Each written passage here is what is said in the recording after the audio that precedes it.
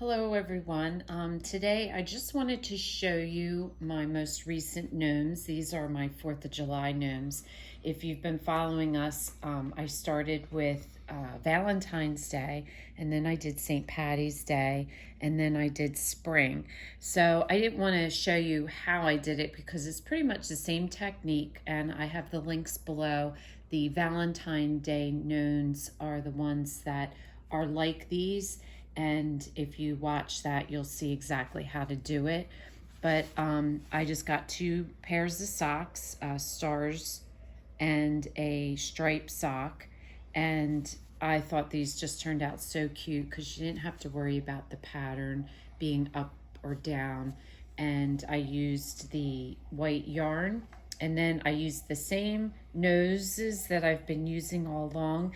And the neat thing about this is I've had the same pack for all my gnomes, because each holiday I seem to need a different color.